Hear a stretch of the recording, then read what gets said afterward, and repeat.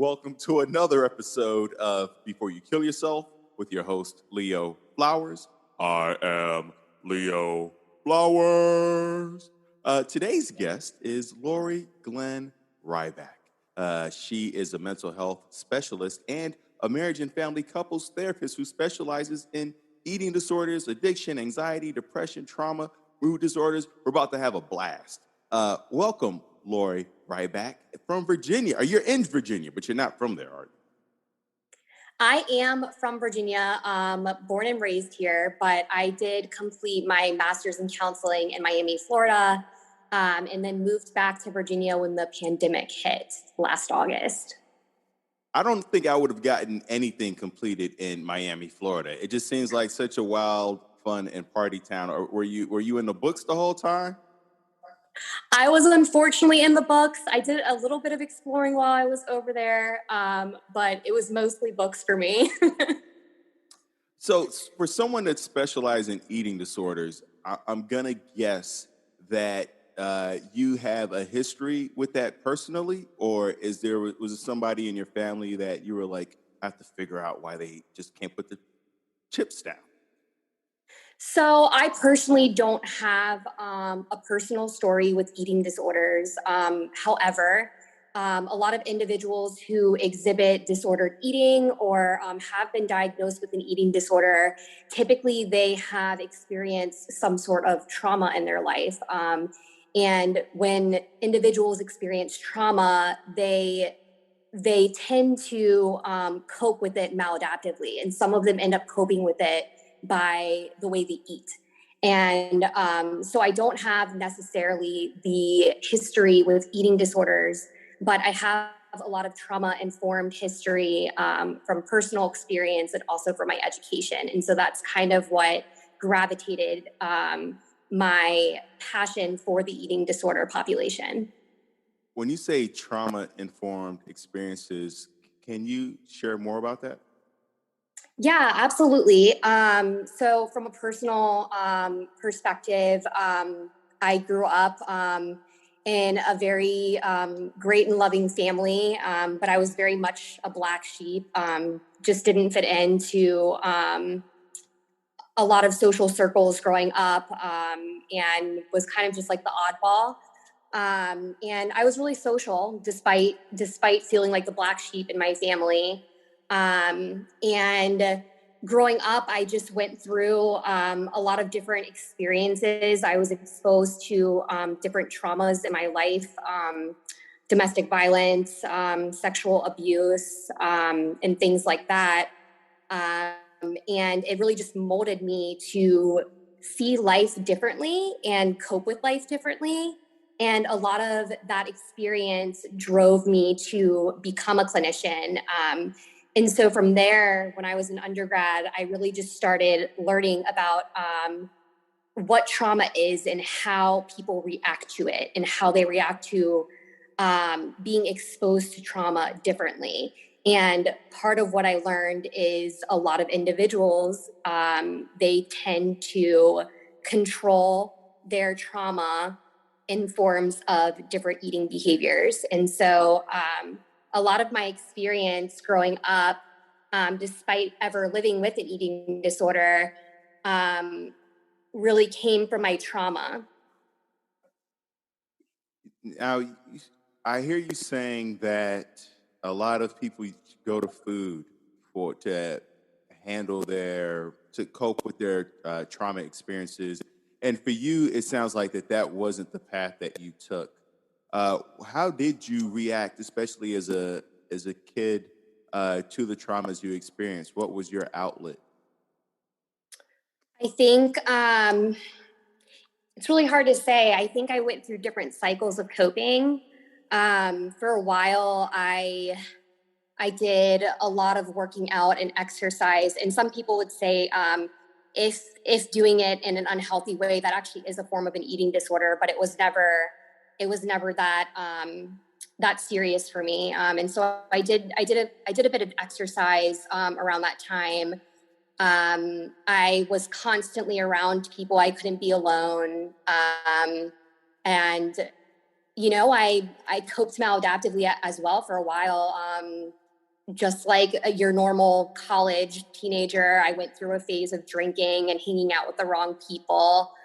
And then it wasn't until I met a woman who owns a nonprofit that promotes and empowers women and men that have been sexually assaulted or have been in domestic violent relationships, where I was really able to turn my life around and heal in the way I knew I needed to heal. And that was by going to therapy, by seeing a therapist, by going to a group therapy session for victims and survivors of sexual assault. That was really my turning point. All right, something just cut on in the background. I have to cut it off really quickly. Give me 1 second. So you're in individual therapy, you're in group therapy. Do you remember any of what do you remember from those experiences? And is there anything in terms of coping strategies or skills that still resonate with you today? Yeah, I think the one thing that I really, really got from being in a group therapy dynamic was hearing others' story and knowing that I wasn't alone. And part of what I do now as a clinician is I run about 8 to 9 groups a week for individuals that have eating disorders and mood disorders and histories of trauma. And I see how meaningful and empowering it is for them, just like it was for me, to hear other people's story and to know that they're not alone when they feel like they're in such a dark place. Story is so powerful. It's really the thing that helps to connect us all. And I think that's why literature is such a great outlet for people who are struggling with trauma or feeling alone. When you hear people's stories, besides sharing it, what's the next step after sharing your story? About after you open it up, is there a reframing? Is there a rewriting? What do we do after we shared our story? Yeah, that's a really good question. So, part of trauma-informed care in working with someone particularly who has been exposed to trauma, it's important for them to tell their story more than once because it helps them heal from the trauma by talking about it. And so, after they feel like it's normal for them to talk about it, um, I wouldn't say I wouldn't say that rewriting their story is what I do with them. That's more of a narrative approach. I'm more dialectical behavior therapy. And really, what we try to teach them is learning how to be resilient with their trauma and what they've gone through, not labeling themselves as a victim, but more of a survivor, and utilizing dialectical behavior therapy skills or even cognitive behavior therapy skills to manage the symptoms that are still currently interfering with their functioning in daily life. What's the difference between a victim and a survivor? I I used to call myself a victim, and now I see it as I see it as not a negative statement, but a loss. I see it as a loss for ourselves and not the best label to put on someone that has experienced something that most likely wasn't their fault, because a trauma isn't anyone's fault. Things just happen. Um, Survivor, it's such an empowering word to use because it gives the person that went through that experience their power back. And so whenever I hear a patient call themselves a victim, I'm a victim to domestic violence, I'm a victim to sexual assault, I'm a victim to child abuse, I try to have them reframe it, because when they say that, they feel powerless. And part of my work with these individuals and part of the work that I went through when I was going through therapy is feeling like I could have that power back. I love that. I feel that, like Destiny, who was that? Beyonce, I'm a survivor. I mean, that's why that song had 1 million downloads, right? I mean, 50 million. We've all been through trauma. I understand. She tapped into something very visceral with that song. I see the marketing plan now, Beyonce. Yeah. I'm on to you, boo. Is there a way for us to share our story in an empowering way, or is that more narrative? Meaning, you know, sometimes people will use their story as a way to stay in their story. It's like I'm just like that. That because of this happened. Is there a difference between that and like when we say share your story? What does that mean? What does that entail? That's a really good question. I think so. This kind of applies to me when I was going through therapy, but also to my patients. When you first start telling your story, you're really just giving the narrative. You're telling the person what happened. And then as you continue to tell them over time, a year later, a month later, a week later, whatever that time frame may be, your story changes. And it changes because as you're in therapy and as you're working on your trauma and what you were exposed to, you're learning how to grow from the trauma. And so the story changes because the story is becoming more empowering. I hope that makes sense. That absolutely makes sense. I think that with distance, with time, as you start learning more coping strategies and you start looking at the future more than the past, then Mhm. your role in it changes. And I think also, as we get older, we start to recognize our power in the situation versus, I think initially when things happen to us, we feel powerless, which is why it's traumatizing. And then at some point we recognize what our power was. I Mhm. had an incident with dogs, and at the moment I felt powerless. And then as I kept talking about it and replaying it, I was like, oh, that there was my power right there. Yeah, absolutely. Is there running 8 to 10 groups a day? You're taking in so much, or a week. I know you run or total per week. It's not a day, right? It's like per week. Oh no. Oh yeah. It's about 8 to 9 per week. I Okay. do the at most 3 day. You're taking in so many people's stories that has to get into your psyche. What's your process for cleansing your palate? Self-care is so important in this field. Burnout is high in the therapy field, and we have got to take care of ourselves. Um, Thankfully, I've never been close to burnout. I never want to know what that feels like. And I think part of the reason why I haven't experienced that is because I'm so good with knowing when I need a mental health break. So every day I come home, I don't check my emails, I don't check anything work related. I get on my yoga mat, I do some yoga, I'll do some light meditation, stretching, I'll have my aromatherapy. I'll go to the gym or I'll go on a walk. I'll meet friends, spend time with my pug. And so self care, I mean, no one in this field is, um, no one in this field can do it without self care because it is such a burnout field. You have to take care of yourself. You can't take care of other people and be present with other individuals' stories and problems every day for 8 hours a day if you're not taking care of yourself. Yeah, I mean, you're pouring so much of yourself out to other people. You have to figure out a way to put that back in for Mm-hmm. yourself. I appreciate the work that you do in that area.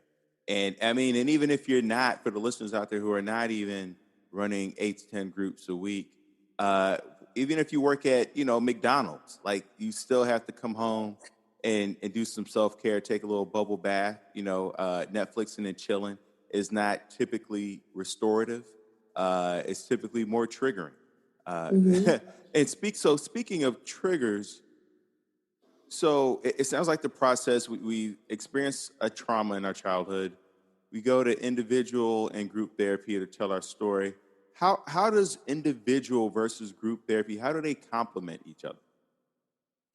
So with individual therapy, my patients typically feel like they don't need to have as much of a filter because they can really say whatever they want in the room as long as they know the exceptions to confidentiality, which I won't get into. In a group dynamic, they have to be mindful, right? Because everyone has their own traumas. We have different diagnoses going on. One person could easily trigger the other. So typically with my groups, what I do is I just have, particularly with the adults, the adolescent groups are more, PG-13. I try to keep it there. But with the adults, they always warn another patient in the room, hey, I'm going to talk about addiction, or hey, I'm going to talk about my domestic violent relationship. And if someone wants to leave the room, they leave the room, or the other patient has the right to say, like, I really can't hear this right now. Like, I'm not in a good place to hear this. And so there's that respect. I love that. And because there's so many triggers that are associated with the traumas we've experienced, we can't know them all, right? Like there's sight, there's sound, there's taste, there's touch, there's feel, there's time of day, there's temperature. There's all these different things and so sometimes we don't know we've been triggered or what's triggering us because so many things were subliminal. Are there exercises that you do in some of these group meetings to help people connect or share, whether they're ice-breaking exercises or icebreaker exercises, or just exercises to help people connect and get into their story more? Yeah, so we do open groups with my company. So a new patient could come in at any moment and join the group. And of course, that can throw off the whole group dynamic because the person is new. But what I do whenever that happens, I always spend a really good amount of time having them get to know each other outside of the eating disorder, outside of the trauma, outside of the addiction, outside of the mood disorder, whatever is present for them, whatever reason they are there for. I don't even want them to talk about it. I allow them to talk about themselves outside of why they're in treatment, and that really gets them close because they find commonalities outside of the disorder, and that's empowering in itself. I love that idea. That's beautiful. I appreciate you sharing that. And so part of working through the trauma is going to individual therapy, going to group therapy, sharing your story, and then once they get home, uh, what do they do when they're by themselves to help them work through their story, through their narrative? Are you encouraging them to continue to share their story with other people in their family and friends?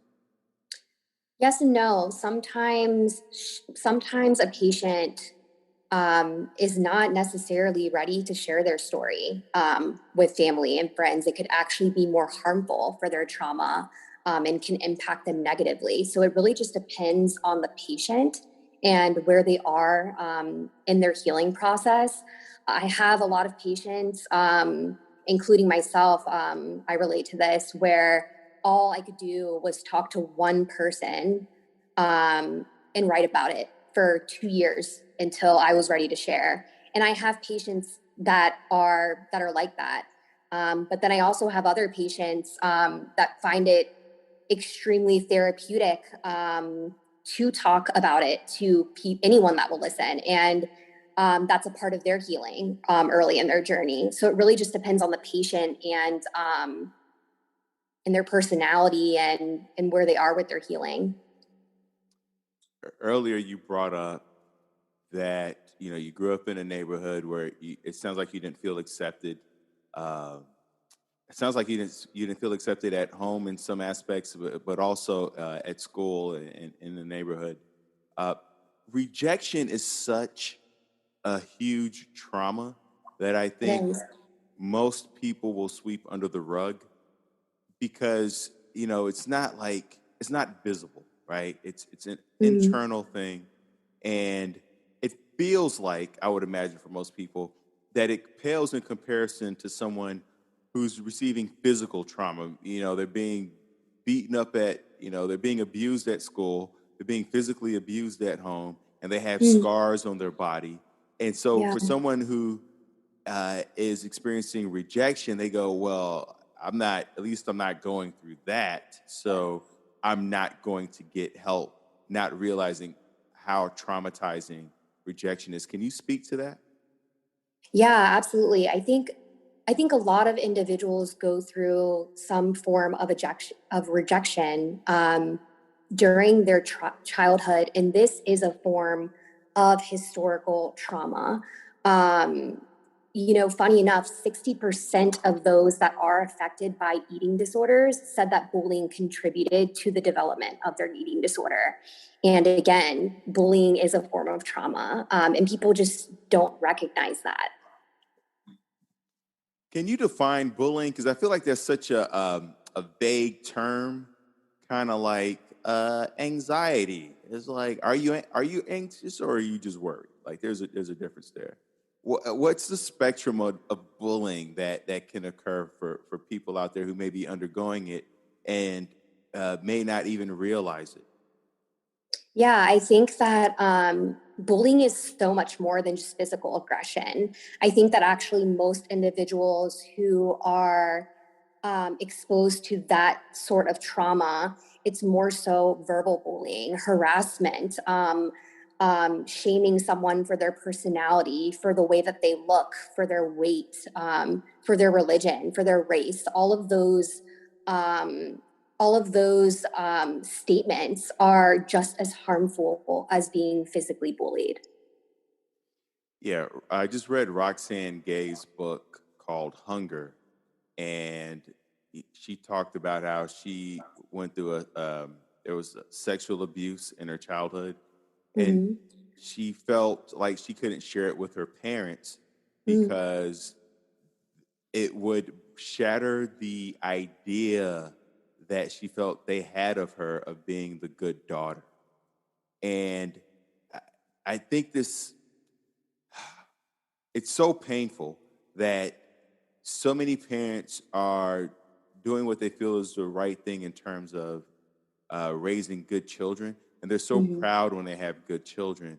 And I think what's not talked enough about is that good children often won't share their traumas, their experiences, their rejections, because they're so caught up in trying to be good children. I see you nodding your head.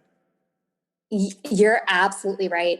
Everything you're saying right now is 100% accurate. A lot of people that are exposed to trauma, specifically domestic violence and sexual abuse, do not tell their parents because there continues to be this stigma of, well, what were you doing? And that question sends a message that it's the person's fault that went through that trauma. And no matter what you were wearing, no matter where you were, no matter how you acted, no matter if you were under the influence of drugs or alcohol, it is never that person's fault. And I think that there's a lot of shame in society regarding that. And that makes it very difficult for individuals who have been exposed to that type of trauma to tell their parents, hey, this is what I went through. I also think that it makes it hard for individuals to press charges against the perpetrator. And the cycle just continues. Absolutely. And so are there tips for children, because I know I have kids who listen who don't know where to start in opening up about the trauma? And then are there tips for parents who may be receiving this information for the first time in terms of how to respond and how not to respond? Very good questions. So, for the children that are listening, find an adult that you feel comfortable with, whether it's a babysitter, whether it is one of your friends' parents, whether it's a teacher or a counselor. Find an adult that you feel comfortable with because that is so important. For parents, validate. Don't interrupt them when they're telling you their story. They don't want to be interrupted. Don't even say, I'm sorry. Don't even ask questions like, well, what were you doing? Or where were you? Don't probe. Just listen and validate what they're saying. I'm still learning how to validate what my girlfriend says. It's so tough. It Because is hard. it's a practice. And I think that, one of the challenges with validation when someone's sharing their trauma with you is that we're so out of practice in validating people in our everyday conversations because we're always interrupting each other or not listening in or shutting down or, we're all in our head. That then when it's go time, when there is a trauma, when someone needs us to show up for them emotionally, we've forgotten the skills of validation. And so, I tell people these communication skills, what you learn in therapy, we have to practice in our daily routine so that when stuff is hitting the fan, we're primed and ready. We don't have to get ready. We're already ready. We're already in practice because it becomes hard when the kid shares something like that, and then you have to be like, all right, what am I supposed to do and what am I not supposed to do? Yeah, I absolutely hear you. I actually teach validation and what invalidation looks like to my patients' parents and to my adult patients because a lot of people know what validation is, but they don't know how to apply it. And parents specifically need that type of help with building their validation skills to help their children through treatment. Can you give us an example? Say a kid is upset. They come home upset. They got a C on their test, and they thought they were going to get an A, and they're like, "My life is over. I got a C. I'm gonna flunk out. I'm so stupid. It's over." It's so laughable because it's like it feels so ridiculous to us, but to the kid that C is everything, and it's the world, and it's the end of them, and they'll never get a job as a cashier at the very least. At that moment, and as a parent, you just go like, you'll be fine. But what would be a more effective means of communication and validation for a parent? Yeah, I would just say something like, Tommy, I hear that you're very upset right now, that you didn't get the grade that you expected. Tell me how this is making you feel and how I can help you. I love that. How does it make you feel and how does it help you? Now, I imagine most kids don't know emotions. That's the one thing that we're not teaching kids is to label their emotions. I grew up with either pissed or cool. That was the extent, or crazy or normal. Those were the four corners of emotional intelligence. Are there, and I think most parents aren't walking around with this emotional intelligent chart. Are you as part of the education teaching kids to expand their emotional intelligence or vocabulary? I actually do this with my adolescent patients and my adult patients. This sounds really cheesy, but it works for my adults and they love it. They have a emotion wheel and there's like 40 to 50 emotions on this wheel. And when I teach, when I do my emotion regulation groups with these patients, the first thing that I have them do in the first 5 to 10 minutes of this group is identify where they are on the emotion wheel. And that's where we start processing from there. I love it. Yeah. It's like, what are you feeling? Where do you feel it? And how are you? I've called the suicide prevention hotline twice. And I remember when they first picked up, they're like, where are you at on a 1 to 10? And I remember being like 9. And by the end, I was at a 0. And it's something that I always take with me. I love that now because it gives me a way of gauging my emotional state. Like I like the number system. Measuring is really powerful. You use the measuring also? Can you speak more to that? Yeah, I do. Specifically for my patients that are high with their suicidal ideation or self-harm urges. a lot of my individual check-ins with patients, if they're anywhere, if they identify with either of those issues, I always say, "Hey, Tommy, I know last week you engaged in self-harm. Tell me where you are on a scale of 0 to 10, 0 being you don't have any urges to self-harm, and 10 being you really want to hurt yourself." And then they'll give me, I don't know, let's say he's at an 8 today. And I say, okay, what can we do to get yourself to a 7.5 or a 7 on that scale? And then we do some solution analysis and figure out how we can get him to feel a little bit more safe until our next session. So what do you typically come up with? I like that. How do we get you to a 7.5 or a 7? And what have been some of the strategies to get Timmy or Billy or Pat or Jane from, a 10 to a 7.5? Really good question. So a lot of what I do with my patients, I see my patients as strength-based patients. So my assumption is that every patient that I see already has the strength and capabilities to succeed on their own, to heal on their own, and to work on themselves, but they just need that extra push. And so I'm utilizing their strengths, but I'm also working on providing them with new skills to help them with distress tolerance and self-soothing. So if I have a patient that has trouble staying away from sharks, we're going to try and figure out, okay, what else can you do with your hands when you're at an 8 or 9 on that scale? Do we need to get you silly putty? Do we need to get you a rubber band to play with and put around your fingers? We explore all of those types of things. With eating disorders, there's anorexia, there's bulimia. And I know we talked about it's all linked to trauma. Have we found that there are different traumas linked to each one of the different eating disorders? I don't think that there's much research on that. I know that there are links with all eating disorders, specifically mostly anorexia, and maybe some bulimia, where you'll find links with those individuals that have been diagnosed that have a series of trauma.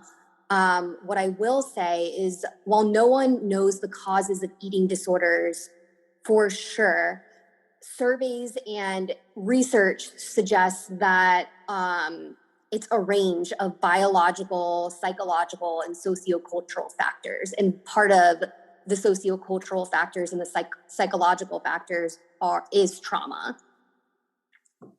It's such a tough thing to deal with. I've mentioned before that I'm in a Sugar and Carbs Anonymous group, and food is such a huge part of most cultures. And you grow up in a household where it's like eat everything on your plate, everything shoved in front of you, and so you grow up where it's like it's not a big deal to shove your face in, to pass out on a couch or in bed from stuffing your face, or even using food as a coping mechanism. I remember my mom giving me ice cream when I got stung by a bee as a kid. And then you become an adult, and then you realize that the deleterious effects of food on your body and your health over the long term. You can't eat ice cream every time you feel uncomfortable. How do we separate those two? What are the steps? Because I would imagine that if somebody's doing with an eating disorder and they're in a family system, they're like, so I can't eat with the rest of my family? Like, that's the other challenge also. Yeah. So with the company that I work with, if we have an adult or even an adolescent in treatment with us, it's expected that their family system is basically in treatment with them too. Now, the primary patient is the one with the eating disorder, but if we're dealing with an adolescent that's still living at home with mom, dad, and their 2 brothers, they, as part of the treatment, they need to be eating exactly what the patient is eating, the same amount. They need to be at the dinner table together, because if they're not doing that, the family is basically enabling the patient's eating disorder. And also, I would imagine that would help the patient to feel more supported also. It's kind of like A kid who's diagnosed with cancer loses their hair, and then everybody in the family shaves their head. Right. Very similar. All right, so I have a few questions here. I was reading that kids of alcoholic parents, if the parents are alcoholics, the kid typically develops a sugar addiction because alcohol breaks down into sugar basically in the body. Have you found that? Because I know you talked about the influence of the family on addiction with kids. I haven't found that in regard to like when we're thinking about eating disorders. But what I will say is a biological piece of being diagnosed with an eating disorder is having a close relative with an eating disorder. So just like someone with, I'm not sure about the sugar, the science behind the sugar, but just like with growing up in a home where you have a parent that's addicted to either alcohol or drugs, the child is more susceptible to also being addicted to the drug or the alcohol that the parent is addicted to. So we've talked about going into individual therapy, group therapy, the differences between those two and how they complement each other. We also talked about the importance of the family being on the same meal plan as the kid struggling with the eating disorder, or even an adult. I would assume in married couples where like I got a sugar thing, and it's really, I feel supported because my girlfriend, she doesn't keep sweets in the house. I'm like, you got to get it all out the house because if it's there, I'm going to eat it. That is supportive. Yeah. I'm sure she isn't. I'm sure she just like got better at hiding whatever sugar that she enjoys. Are there other pieces that we need to look at or be aware of? Yeah, there absolutely is. Eating disorder treatment is very complex because it's a medical diagnosis as well. And something else nationally that medical providers struggle with, not to say that they all do, is they're not informed on how to deal with patients that come into medical facilities with an eating disorder. Typically, all they care about is weight.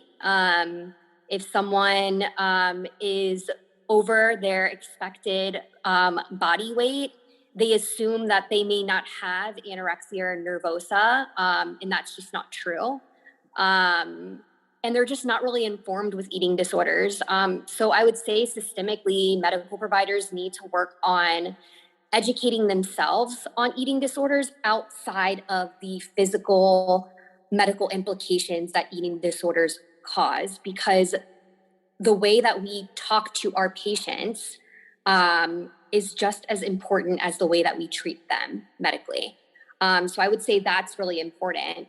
I would also say for continued care purposes, after they have been in treatment, they need to find outpatient providers to continue care and recovery. They can't just go about life normally. They're going to be in recovery for the rest of their lives. And that means going to see a therapist once a week that is eating disorder informed, seeing a dietitian to make sure that they are meeting their meal plan and eating the foods that they need to eat, monitoring whether or not they should be exercising or engaging in movement. And then also, if needed, seeking psychiatric services as well for medication. Are there gender differences in what you're seeing with eating disorders? Yeah. So right now, I think that this is right. National surveys are estimating that 20 million women and 10 million men in America will have an eating disorder at some point in their lives. I believe that underserved populations are more susceptible, just like those that have experienced trauma. So underserved populations being the LGBTQ plus communities, people of color, people that are not in financially stable communities, and individuals like that. Yeah, I could see that because the more stress in your life, the more your likely, I would imagine, to go to the food to kind of cope with the stressors of, maybe you have a hour, 2 hour commute for a lot of people, especially in a lower socioeconomic status of getting to work and then finding work and just the atmosphere of urban environments, the noise and the sounds and the not inconsistencies. That's not the word I'm looking for. But there's a lot of stressors that come with living in a city that I think we don't realize contribute to our overall well-being. Yeah, there's definitely environmental factors that play a role in potentially having an eating disorder. So what did you have for breakfast this morning? Oh my gosh, what did I have for breakfast this morning? I had two of these, they're in the form of a muffin, but they have like zucchini, carrots, raisins, and cinnamon inside them, and they're really good. Oh, that sounds incredible. Zucchini muffins. All right, I'm going to look that recipe up. You made that yourself or you got that? It's not like a Trader Joe's thing, right there. Oh no, yeah. I'll send you the brand though. Okay, all right. That I'm all for that. We talked a lot about kids and family systems and kids struggling with eating disorders. And is there a role that the school can play in terms of helping them also cope with their eating disorder? Yes. So a big part of children being in treatment is making sure that they don't fall behind in their school. Something that I really love about my company is we have scheduled class times for our children to work on schoolwork while they're also in treatment. And part of what we do is we communicate with the school, specifically like the school counselor or maybe their homeroom teacher, to give them an idea of what accommodations we need for the children. We don't necessarily tell them that they're in treatment because of HIPAA and privacy rights and things like that. But we just let them know that they are seeking medical attention and they need accommodations. And for the most part, the schools have been really understanding with the absences and accommodating the children that are in treatment. I love that. So I love that there's also that opportunity for kids with, it sounds like for kids with eating disorders that they may have to, they may not necessarily have to be able to be in school for the full day to receive the treatment that they need. And I would, it's the same thing you would do for work, right? Like you might have to take a few days off work or maybe a week or two off work to. And so how long, with the company you're working with, is this something that you're working with the kid for a semester, for the year? Like somebody coming in with anorexia or bulimia, how long is that plan usually in place for? So it typically ranges. If we get a patient that admits that's medically unstable and needs residential treatment, they'll start with our inpatient hospital. I currently am only doing partial hospitalization and intensive outpatient. So those are the two levels of care that are below the residential inpatient. So once a patient leaves from residential inpatient, or if they start at the PHP level of care, the partial hospitalization, you're looking at anywhere from 6 to 10 weeks for partial hospitalization. And that means that they are in our care, in our facility from 8:30 in the morning until 3:30 in the afternoon. Is there any part of the treatment plan that we haven't discussed for people struggling, especially for kids struggling with eating disorders, from individual to group, to getting a dietitian, to getting another therapist once you're outside of the program, to making the school aware of what the kid is going through and making sure that the family is also involved in being on board with the meal plan for the child? Are there any other components that that are incorporated? Yeah, absolutely. From a therapeutic perspective alone, the treatment plan for every patient is very unique, but there are particular categories that I assess for when I meet a patient for the first time. And those areas are, of course, the eating disorder. There will always be a goal for that. The second category is body image. Majority of eating disorder patients do have significant body image distress. Not all of them though, but majority of them do. And then there's also the mental health component. Are we dealing with a patient that has a co-occurring diagnosis? We get a lot of patients that have the primary eating disorder diagnosis, but then they might have PTSD. They might have some depression, generalized anxiety disorder, even bipolar 1. And so if that's the case, we need to have that mental health goal as well to work on managing their mood. And then the final one that we work on specifically with the adolescents and children, not so much the adults, unless they feel like they really need assistance with this, is a family and community of support goal. What does support look like in the home? What does support look like in the community? And how can we make a goal around that? Beautiful that, because it does take a village to raise a child. Yes. Are there instances where the disordered eating is a healthy adaptation, where we have to keep this in place for now because there's too much of these other things that are distressing, and if we remove that, then we can't address any of. Does that question make sense to you? I think I get what you're saying, and I think from what you're saying, the answer is not really, because eating disorders, there's always that medical component. Whether you're overeating or undereating, the patient is medically unstable, and so you have to treat the eating disorder. There's also, specifically for our anorexic patients, there's the malnutrition component. If they're not feeding themselves, they can't think. And if they can't think clearly and thoughtfully, how are we supposed to work on the symptoms that are causing the eating disorder? It's impossible. And so they have to be medically stabilized, and they have to have the correct nutrients in order for treatment to work. Okay, great. And is there anything that I know there's a million things that we haven't. I have one more question because I know you also counsel couples also. What are couples typically coming in for? Is it trauma or is it betrayal? So with the company that I'm currently working for right now, I don't see couples, but I do have a significant history working with couples, and majority of them come in for many different reasons, but typically what I get is intimacy issues or affairs. Okay, affair sounds like an intimacy issue. What's the difference between intimacy and affair? Yeah.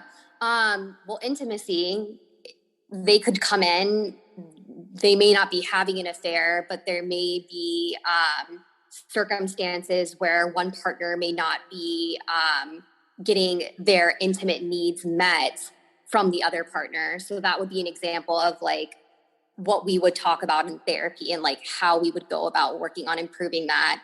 And then the affair part, that's self-explanatory. Infidelity is very typical in marriages. It's very underreported, but infidelity happens a lot in relationships, and a lot of couples come in for that. Yeah, the intimacy part I understand because communication is a huge part of intimacy, and we were talking about validation earlier, and so much of being in a relationship is seeing the other person, understanding the other person, validating them, and once again, it's not really a practice skill for most people, especially for men. Yes. And I mean, for women, I was watching, some girlfriends talk the other day, and they were just like, "Yeah, girl, this is valid." I mean, it was this validation. It was a tundra of validation, and and like dudes, we're all stats. We're just all like, he ran 3.5 yards, temperature. Like we're all numbers, and so I could imagine once in a relationship that there's going to be some intimacy issues. Like, how do you teach someone to validate I know we talked a little bit about that with kids, but is it different in adult couples? really isn't different. You just have to work on rewording how you respond to people. And I teach couples the same way that I would teach an adult in one of my groups or a child in one of my groups. The way that we respond is key. And I would say that communication does play a very big role in intimacy, because if a partner doesn't feel like they're being heard or validated, they're definitely not going to want to be intimate with their partner. I could, one day I came home and my girl looked at me. She's like, "Where were you?" And that triggered all types of emotions in me, and I didn't understand it, and I was upset, and I was like, but it bugged me because I didn't know why I was upset. I was like, she's asking where I was. I understand that. However, there was so many emotions wrapped up in it, and then I realized I wanted her to say, "Hey, I missed you." Like, that would have been a softer approach. But there you go. I was like, that's just a hard. But for me to get there, Lori, you understand? Like, I have a master's in counseling psychology. Like that, like I just got there 2 weeks ago. You understand?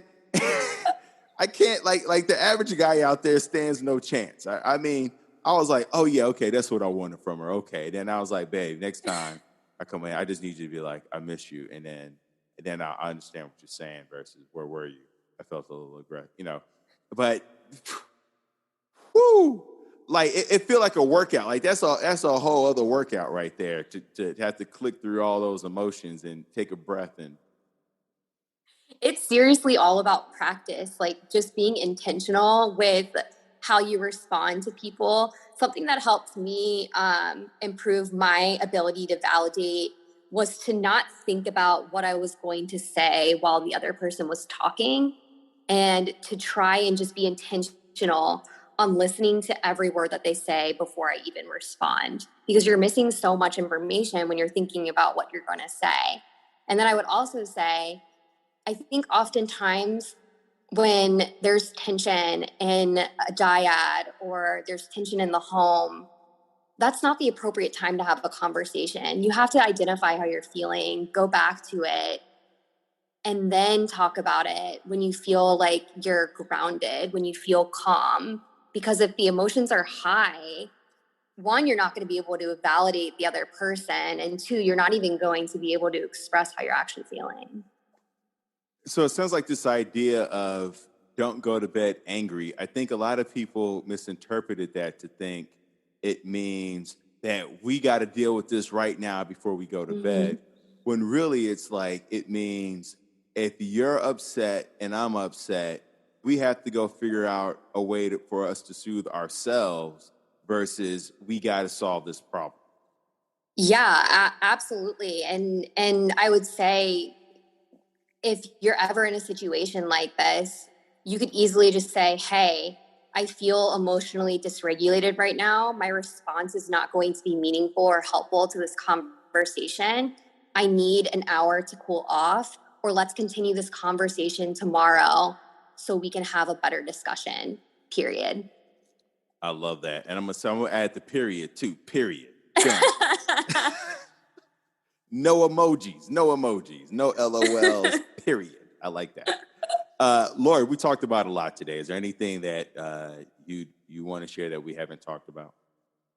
I think we covered it. I just want to thank you so much for having me on your podcast. I enjoy it very much, and I'm excited to share this with everyone. So thank you so much for having me. I love you being here. And then plug all your things. Where are you? I'm a link to all of it in the show notes. And are there, first, before you even answer that, are there any books that you recommend to listeners? Anybody going through an eating disorder or for couples?